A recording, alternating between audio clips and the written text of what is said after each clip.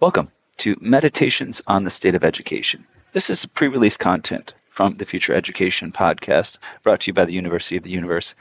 These are short vignettes, raw and minimal, overheard conversations, complaints, ideas for improvement, and meaningful stories. Listen closely, then share your thoughts on our socials as they go live. Today's snippet comes from my visit to the All-In Summit in Los Angeles, California from September 7th to 9th, 2025. It's among snippets from in and around the context of the gathering set near the USC campus. You'll also hear voices from outside the summit, such as a student reflecting on their own educational journey. The aim here is not polished production, but raw, unfiltered voices, real perspectives on what education is and what it could be. Our official launch of full production episodes is set for March 1st, 2026. You can subscribe now to stay in the loop and help shape this venture from its earliest stages into a foundation for powerful education for ourselves and our descendants for centuries to come. Thank you so much for taking the time to listen and for sharing a passion with us for the continuous improvement of education for centuries to come. Fac et meliora in aeterno. Do, make, create, and improve for all eternity. Yeah, tell us a little bit about yourself before we launch in here, where you're from, and kind of what your general interest here, why you're here at the event. Yeah, my name is Benji Fages. Right now I'm building in the divorce space, and in terms of my motivation being here at All In is to meet really interesting folks and see how they think about the different content that's being discussed at the event, how they're innovating, and just to get some more energy around what I'm doing and broaden my horizons and my scope. My brief background is I grew up in Toronto, Canada, moved and immigrated to the US about 12 years ago, and I live in New York. Have touched a variety of different industries, whether that's the investment industry, pharma, and then now tech, and really trying to make the divorce experience better for folks. So we're here at the All-In Summit, and Benji, you and I actually already just had some interesting conversation about education, the future of education, what's wrong with education, and I was going to say what's right with education, but we didn't even talk about that. I want to get opinions from smart people here at this event. So let's just start with that. What do you think is right? So my project here, Venture, University of the Universe, meant to create the education of the next millennium, to fix some of the problems. But let's start with, what do you think is right about the education system and the education that you found at the college and university level so far?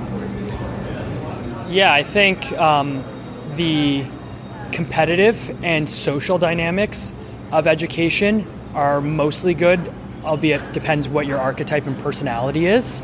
I went to a top university, and being among other folks who are highly motivated, who utilize very structured frameworks, different styles to how they approach their studying, tackling problems, I thought provided good guidance and blueprints of how to excel in your personal intellectual growth and applied intellectual growth.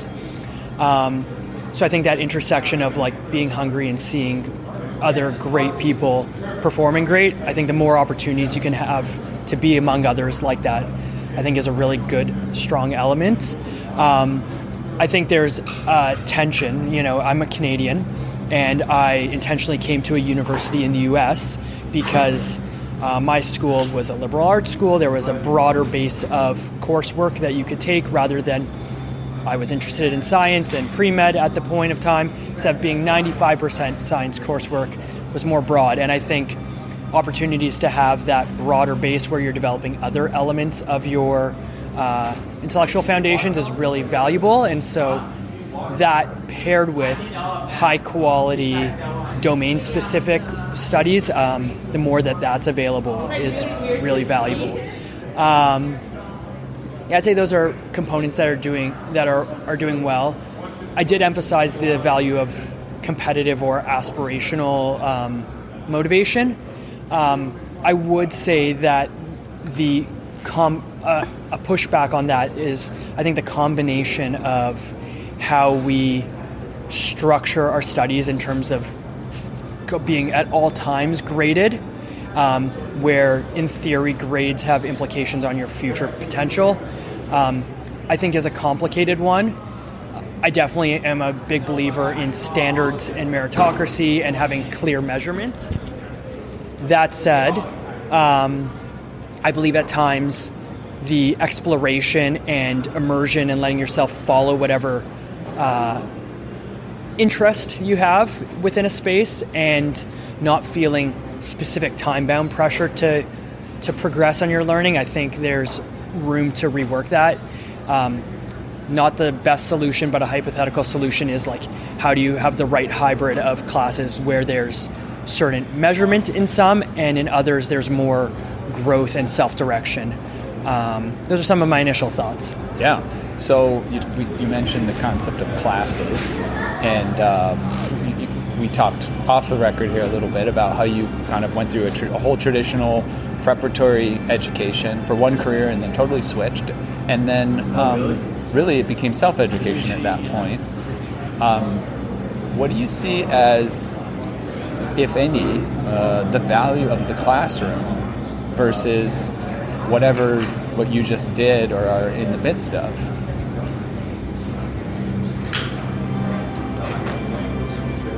Yeah, I think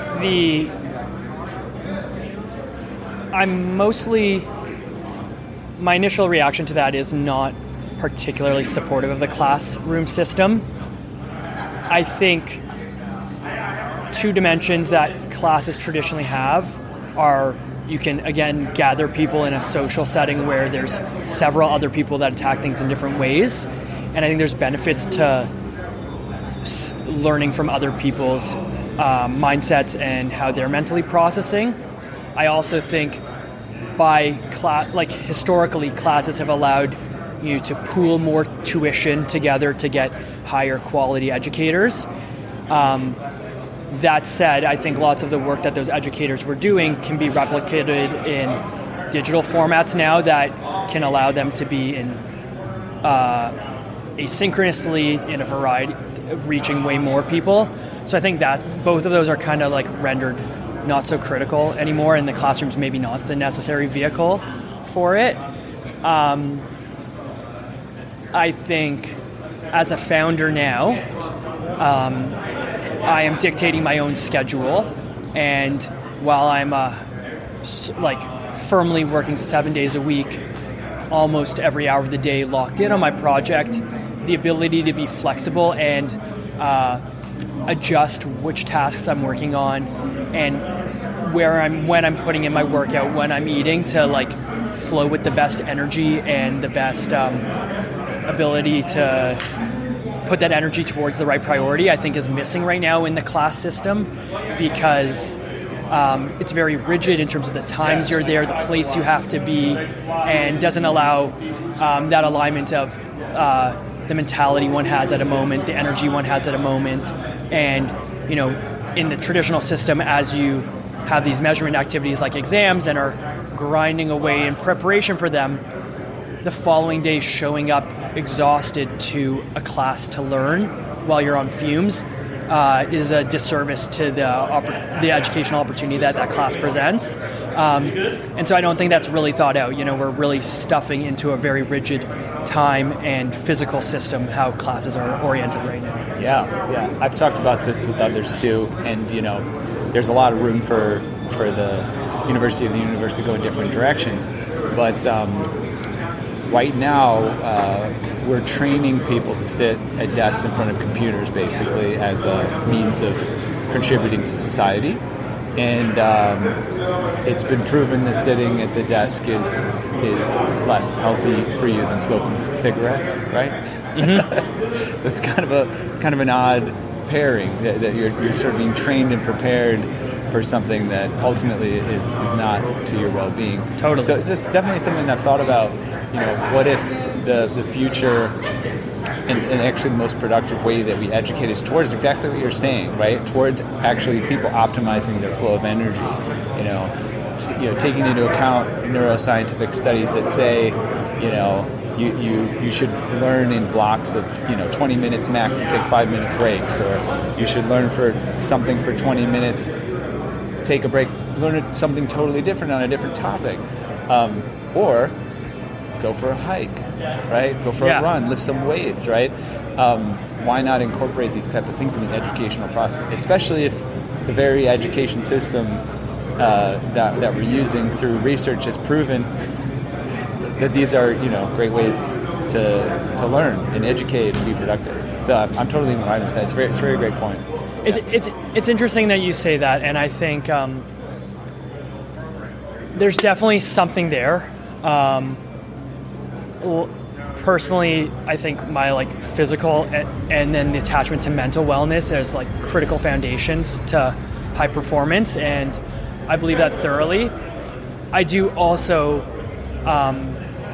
believe I have a strong ability to lock in and focus, and I think, as healthy as I am, I don't like using a standing desk. You can't do certain things on a walk, and so being butt in seat, hands on keys in the current version of technology, I think is for many jobs very critical and for many tasks. Now, what of that can be transformed in a better way? Like my ideal product, if I could create any product in the world, it would be this outdoor, breezeless, glare-less, but fresh air and sun and direct sun controlled environment where you could set up your workstation totally in the outdoors, but with none of the nuisances. So we're not there yet, but if we can layer on ways like how do we create more of a healthy yet still locked in future, I think that would be exceptional. I do have a lot of skepticism though, in terms of some of these alternate models of structuring how we educate and do work. I do have empathy for other types of learners and people maybe with less attention spans than I do. But that said, I think some of my resilience and ability to perform has been me in the back of my head saying, hey, sit down, focus, lock in, and not utilizing crutches of, go on a walk and go get a snack and refresh. But going on a walk and going and getting a snack are important pieces of my nourishment to refocus. So all that to say, I would love to follow the science and make sure that the science is leading towards the best ways of working that are most dignified, energizing, but also best outcome oriented. Not taking the premise, we need alternate ways of working, and then being like, okay, what can we justify with science, if that makes sense? Yeah, no. It's fascinating to hear your perspective. What it is. Do you want to talk about your project, like your company? Sure, I would love to. Looking for a co-founder here, I know. Right. Yeah. So tell me what that's about. We didn't actually get to talk about it yet. Yeah. So in terms of this step on the side. There you go. Yeah, in much the same way that many people through their youth go through the education system and it's their first time and they're learning how to learn, they are learning what they want to do, and they're kind of just stumbling along trying to figure it out.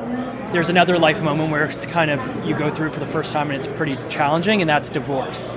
And I've observed family members, I've observed peers and just other people that I met, and it's a really challenging moment, one that's filled with confusion, emotion, big financial stakes, and people enter it and are looking for signaling to guide them through it, and they gravitate to lawyers, and sometimes that's a little bit more contentious than necessary, or they're looking for financial credentials to guide them through things, but maybe that's not the right thing for them. And so much in the same way that you're designing an educational system that really resonates with what's in individuals' best interest, which both has an objective component and a personalized element to it. What I'm hoping to build is the platform that helps people navigate divorce in the way that's right for them. And so with all the different facets of divorce, emotional, financial, legal, and whatnot, that people can get the guidance that's right for them, and that will be a combination of human, tech, AI that will guide people through it, but ideally helping people reach a more dignified and better outcomes future so that they can focus on rebuilding and being happy and not affecting their kids and not being stressed. So right now I've got some solid validation that there's definitely a problem here. Some of the product solutions that I've either brought to market or considering bringing to market could have some strong applicability, and I've got strong domain knowledge, very excited and passionate about this, but my core skill set is not as like a traditional engineer, and I would love someone who shares this passion to really transform the experience that more than 1 million people in the US go through every year for the better. Someone who together will co-learn about the problem, co-learn how we can really solve it, and really make an incredible transformation for all the folks who are affected by it. So hello everyone, if you're listening and this speaks to you or speaks to someone that you might know, I would love the introduction.